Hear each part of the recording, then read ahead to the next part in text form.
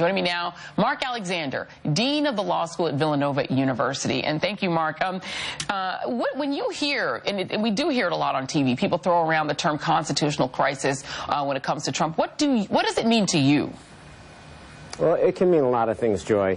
It certainly is a situation where the Constitution might not speak to something that we think is perhaps wrong, but there's no perfect definition of what to do. So you're doing something that people might say this shouldn't happen, but the Constitution doesn't exactly say what we're supposed to do. So we have to sometimes depend on the institutions, and that's the President to stand up for what's right, the Congress to stand up for what's right, and the courts to stand up for what's right.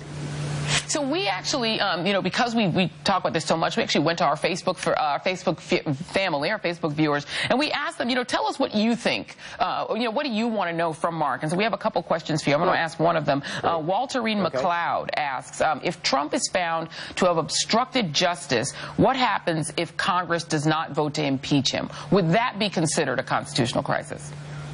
I think certainly that kind of scenario would be a constitutional crisis. There are certain, as the Constitution says, there are high crimes and misdemeanors for which the President can, in fact, be impeached and removed from office. And if it does get to the point where the President is doing something so extreme as to obstructing justice, then that obviously would be something where the Congress should take action. Now, of course, there's lots of facts we still have to see, but the Congress has an important role to play to always make sure that the President is acting in the best interest of the United States of America. And if that doesn't happen, then we have to act. Right. Is that more of a political crisis or a constitutional one? I mean, the Constitution anticipates that, let's say, Robert Mueller comes out and says, I find that he committed the crime of bribery. Let's just throw it out there. Let's just put a fictional, theoretical thing out there. And Congress simply declines to act. Is that a crisis or is it more political? Well, I think it is a political crisis indeed, but the fact, if we're in a situation where Congress doesn't act at all, then the question is, what do we do if we have a president who is in such a bad place? That is a constitutional crisis, because then our system isn't working. Right. And that's the one thing we have for 200-plus years is our system that keeps us going forward. Let's do one more viewer question. Sharon Jenkins notes the writers of the Constitution could not have envisioned a man who wants to be a dictator in the United States.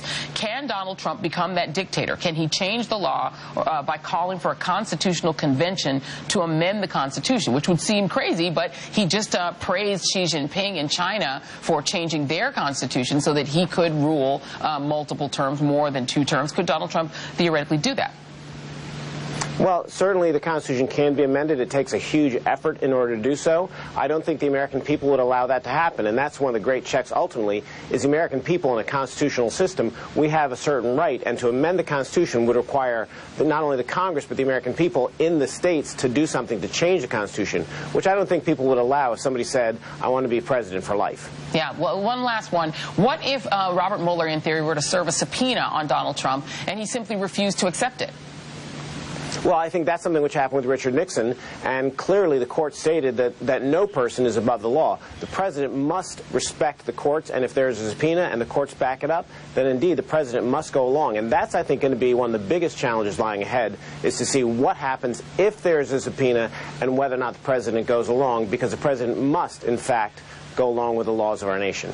Yeah, and I think if he just refused to accept it, then we would have that. I think would be textbook constitutional crisis. Mark Alexander. That would be absolutely. Yeah, thank you very much. Have a great Sunday. I appreciate you being here.